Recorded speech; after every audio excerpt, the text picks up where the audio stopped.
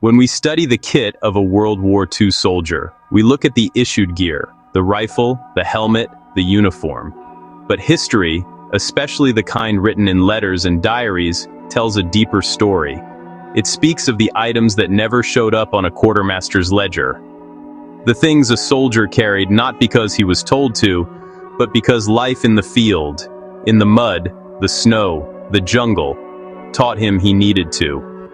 These were items of pure utility, born from necessity and shared through the quiet, gritty wisdom of the ranks. Today we're looking at the unspoken arsenal of survival, the physics and practicality behind the gear the soldiers actually relied on. The first category is perhaps the most universal: water procurement and purification. Every soldier was issued a canteen, but in the field, finding safe water to put in it was a constant challenge. Official purification methods, like halazone tablets, were often in short supply or took time to work. So, soldiers improvised. A common historical practice, mentioned in Pacific theater accounts especially, was the use of a small, simple filter. Now, this wasn't a modern ceramic filter. It was often just a piece of clean cloth, like a handkerchief, used to strain particulate matter from murky water before boiling. The physics is basic filtration, using a porous barrier to separate solids from liquid. But the real critical item that shows up in anecdotes was the rubber prophylactic. Now, its intended use is well known, but its secondary survival use was as a brilliant, multi-purpose water carrier. A retired engineer once told me the logic was impeccable. It's lightweight, incredibly durable for its weight, and when unfurled, could hold over a liter of water. It could be tied off and stuffed in a pocket as an emergency reserve. Soldiers understood material science intuitively. They knew the elasticity and tensile strength of latex made it perfect for this unintended job. Closely related is the second category: fire starting and maintenance. The official issue might include matches, if you were lucky, but matches fail when wet. The historical answer was the magnifying lens, often from a simple pocket telescope or a broken pair of binoculars. This wasn't about looking at things, it was about harnessing physics. A convex lens focuses diffuse sunlight into a single, intense point of heat, enough to ignite tinder. It required no fuel, never wore out, and worked as long as the sun shone. It was a perfect application of optical concentration. For less sunny climates, the carbon arc method from batteries was another gray area technique. Accounts describe soldiers using wire from a broken vehicle or radio to short-circuit a large battery, creating a hot spark to light damp kindling. It was dangerous and wasted precious battery life, but it was a known last resort method for generating ignition through electrical energy. Third, we have shelter and insulation. Beyond the half-tent shelter, a soldier's greatest enemy was often the cold and damp. The officially issued wool blanket was good, but bulky. Here, ingenuity with materials shone. One of the most prized finds or items sent from home was a real silk or high-quality down-filled sleeping bag liner. Why? The science of insulation is about trapping air. Down and silk are superb at creating tiny, stable air pockets that retain body heat far more efficiently than wool alone. They were also much lighter and compressed smaller. In a muddy foxhole, the difference between a standard blanket and a down liner could be the difference between sleep and hypothermia. Similarly, newspaper is repeatedly mentioned in memoirs from the European theater. Stuffed inside a jacket or used as a layer between socks and boots, it provided exceptional dead air insulation.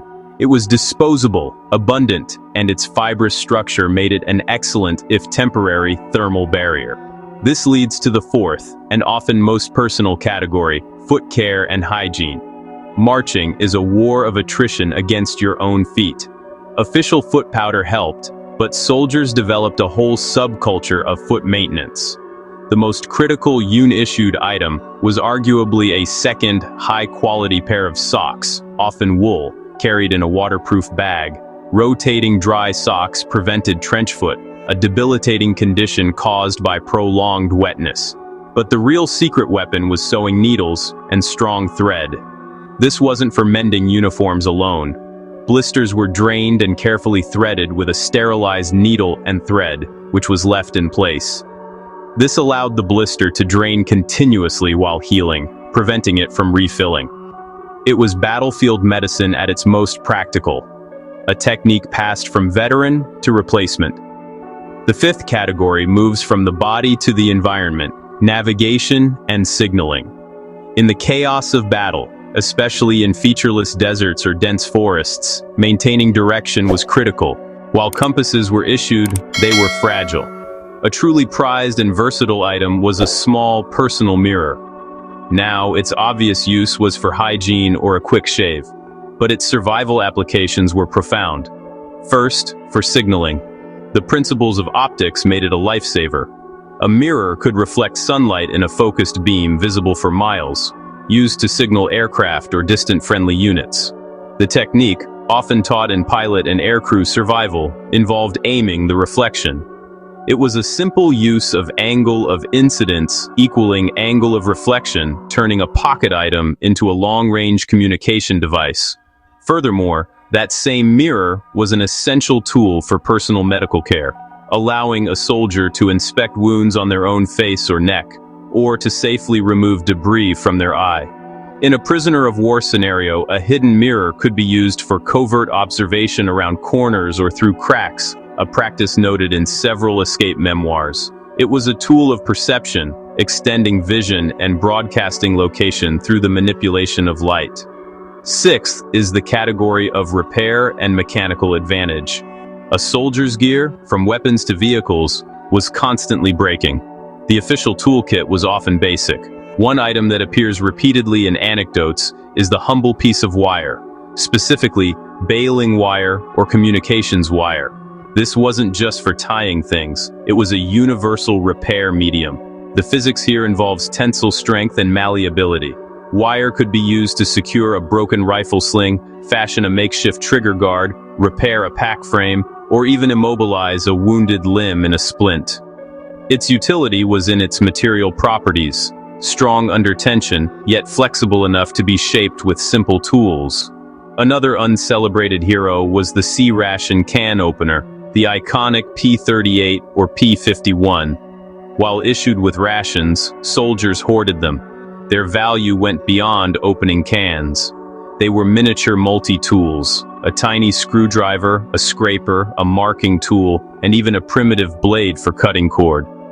This was a lesson in mechanical advantage. The short lever arm of the tool required significant force, but it concentrated that force onto a tiny, piercing point, making it effective. Soldiers understood that the right simple machine, however small, could solve a dozen problems. Finally, the seventh category is perhaps the most overlooked: psychological and cognitive survival. The front lines were a grind of terror and boredom. Items that maintained mental sharpness and morale had tangible survival value. Here, we find two unexpected pieces of kit. First, books and writing materials. Small, lightweight editions of favorite novels, a Bible, or a journal were common. The act of reading or writing provided a vital mental escape, a way to process trauma, and a tether to a normal world beyond the war. It combated the mental stagnation and despair that could be as deadly as any bullet. The second item is the deck of cards, or dice. This wasn't just for gambling. Card games required concentration, probability calculation, and social interaction. All cognitive exercises that kept the mind engaged and resilient. In prisoner of war camps, hidden decks of cards were used to create elaborate, coded communication systems, with specific card sequences conveying messages under the guards' noses. These items served the physics of the mind, maintaining neural plasticity and social bonds under extreme stress. So, what's the common thread weaving through these 7 categories? It's not about a list of objects, it's about a mindset of applied resourcefulness. Each item represents a deep understanding of basic principles: material science, thermodynamics, optics, mechanics, and human physiology. The condom is a lesson in polymer elasticity and water storage. The lens is applied optics. The newspaper is understood insulation science. The needle and thread are about managing fluid dynamics in a wound. The mirror is angle reflection. The wire is tensile utility. The cards are cognitive maintenance. These soldiers weren't just carrying things, they were carrying solutions. They evaluated their environment not for its threats alone, but for its potential resources. They looked at a common item and saw its latent functions. This is the untold legacy of frontline survival, a testament to human ingenuity under pressure. It was a quiet science, passed from foxhole to foxhole, that turned the mundane into the essential. They spoke of courage and camaraderie, but less often of the silent, practical wisdom that kept them alive day to day. That wisdom, embedded in these simple items, is a powerful chapter in the history of survival itself.